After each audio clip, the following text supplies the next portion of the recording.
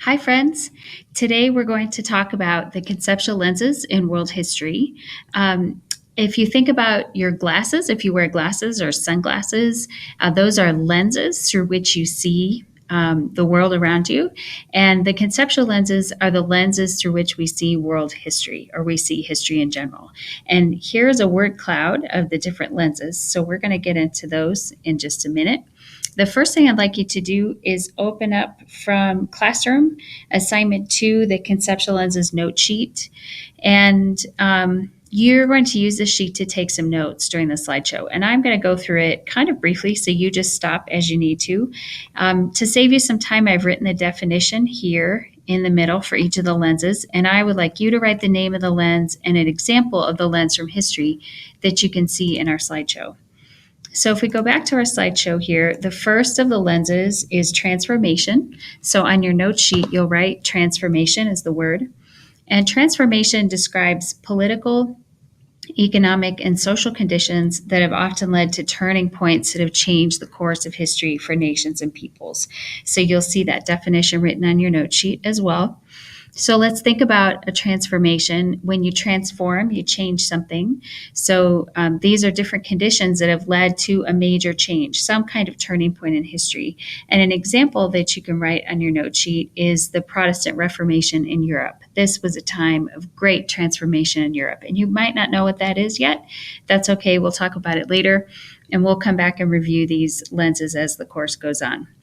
But the Protestant Reformation was the break of this brand new church, the Protestant church, from the Catholic Church, and it changed the course of history in a lot of different ways. The next lens that we'll be looking at in your note sheet, the definition throughout the course of world history, it's called diffusion. People have exchanged ideas and goods, sometimes over great distances. In many cases, these ideas and goods have changed the societies that have come into contact with each other, while some aspects of society remain unchanged. Diffusion comes from the word diffuse, which means to move an idea or a good, some kind of product. And an example of this from world history is the travels of Alexander the Great from Greece through Asia. Not only did Alexander the Great move things across these places, but he transported, more importantly, ideas. So some of the architecture in the cities you can see come from Greek architecture ideas, for example. So Alexander the Great is a good example for this, of diffusion. The next one is creativity. Different civilizations have contributed to the cultural and intellectual life of humanity. The creative expressions in various forms of art and in new ideas, as well as the creative production of scientific and technological change, have been powerful forces in history. And throughout history, many cultures have experienced something called a golden age, which is a time of great artistic productivity. You'll often see really some of the most famous artists come from golden ages, and some great architectural achievements as well.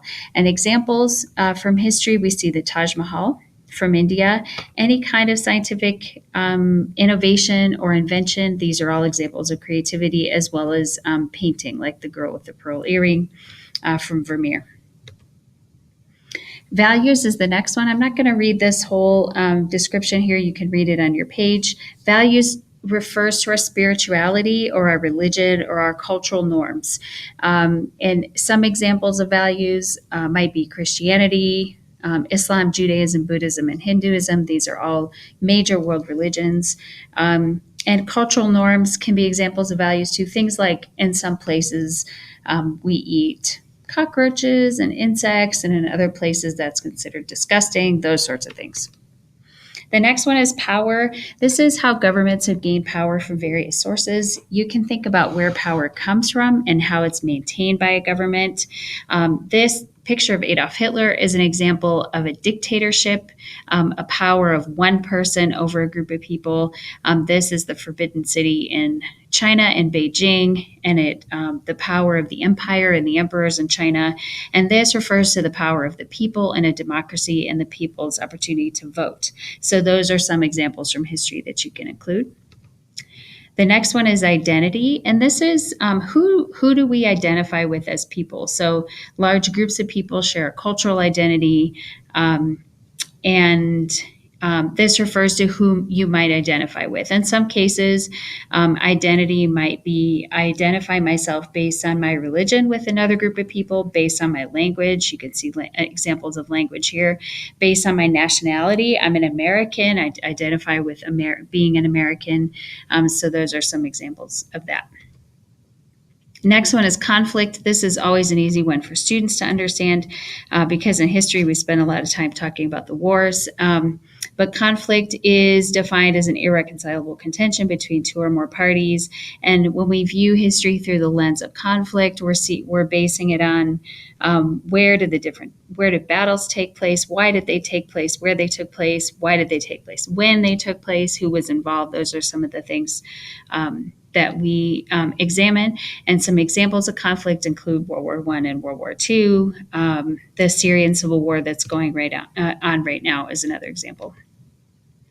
Interdependence. This is how are we interdependent on each other. This could be in terms of the products that we import and export from different places, the resources that we rely on to get from one country to another country, and knowledge is also a sort of a transportable product. So how in all of these different ways, how are we interdependent? One example is triangle trade that took place between Europe and the Caribbean, North and South America, and Africa during the time of the slave trade. Another example of interdependence could be even the use of the internet today, and how we depend on knowledge through that source. Okay, what I'd like you to do now, if you're finished with assignment 2 in the sheet, if you're not, you can pause and go back at any point, of course. What I'd like you to do now is to open up the conceptual lens practice assignment, and I'll rename that there. In this assignment, what I would like you to do is to demonstrate your own understanding of the lenses of history by coming up with non-historical examples that will help you define and explain these terms. So some of these examples could come from like your favorite movie or book or that sort of thing. So you're going to give a definition. I gave an example here of identity. I defined identity in my own words, the way a group or individual chooses to define themselves. And an example of identity is in The Lord of the Rings. Frodo considers himself a hobbit, a shirefolk, and a citizen of Middle Earth, and these motivate him to destroy the ring. So that's his identity. So down here under transformation, and these, if you're working with a group, you can put group member names. If not, just leave that blank. I'd like you to put the definition in your own word and give an example of the the lens right there. Okay, and when you're finished, you can turn both of these things into Classroom. Let me know if you have any questions in the comments under the assignment.